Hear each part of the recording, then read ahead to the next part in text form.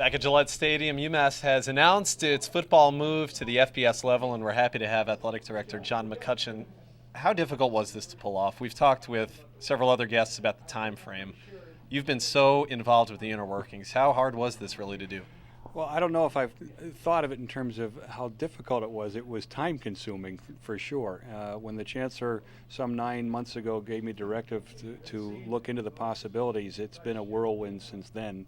And as situations developed with the MAC conference, really focusing that analysis of our transition, the conversations with the conference, the conversations with Gillette Stadium, it really didn't leave a whole lot of time to think about how hard it was. It was exciting because as things started to crystallize that this actually could happen, there was an energy that came along with that really was a work of joy, not really a labor. That's interesting. As I listen to you answer that question, it pops into mind. This was a sort of secret initiative for a long time. How many people were involved initially, and how was this kept under wraps for so long?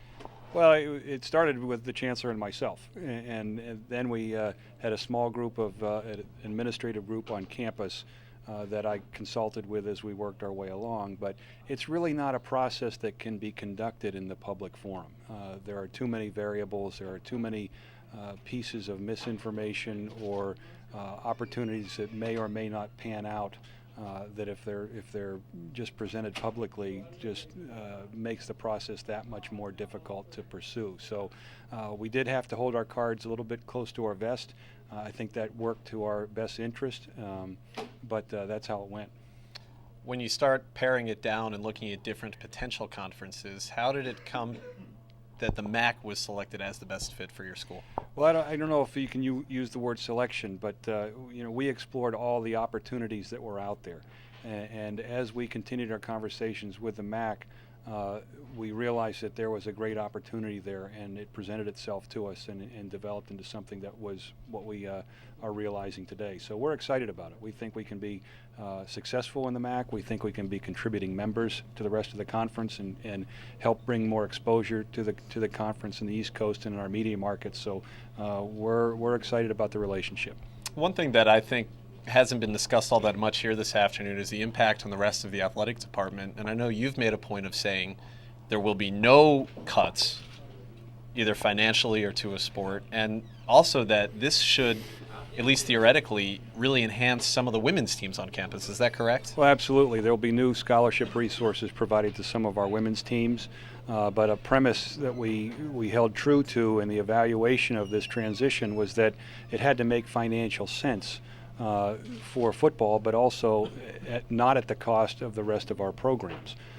We think that the revenue potential at this level and in the MAC is such that it can support, if not reduce, the amount of institutional aid that we have to provide resource-wise to support the operating budget. There's a lot of people that for years have said UMass is a basketball school. Does this at all impact the men's basketball program? Well, we are a basketball school, but now we're also a football school. There's nothing that says you can't be both, and along with it, a hockey school, a soccer school, a softball school, and all the rest of our 21 programs.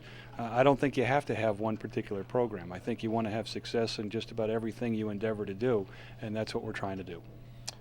When you talk to fans who live out in Western Mass, as many I'm sure are watching right now, how do you tell them that this, making the commute out to Gillette Stadium for games in at least 2012 and 2013, how do you tell them that this is the best thing to do?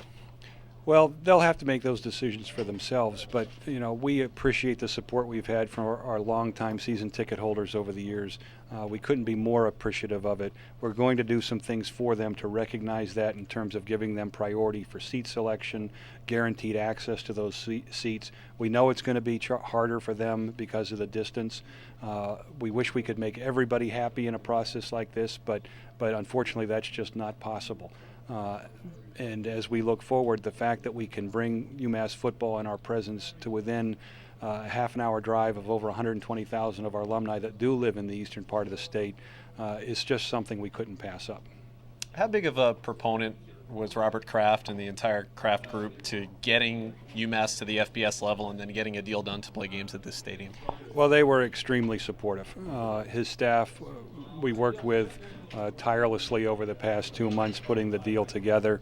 I think obviously he's a visionary. The fact that he put this complex together and the entertainment amenities that go along with it, the restaurants, the shopping malls, all those kind of things, it make it one of the most unique sporting venues in the entire country. And to have the opportunity to use it as your home facility is really unprecedented, and in a financial structure that is extremely beneficial to UMass and our growth with FBS football. It seems to me, I don't know, correct me if I'm wrong, it would have been very difficult to get this done without Mr. Kraft's help.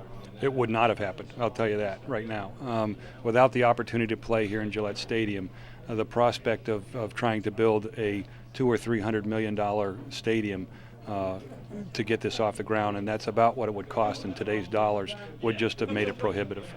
Thank you so much for the time, John. Appreciate it. Congratulations on a banner day for the entire University of Massachusetts. Thank you. All right, we're going to step aside. More coverage from Gillette Stadium when we come back.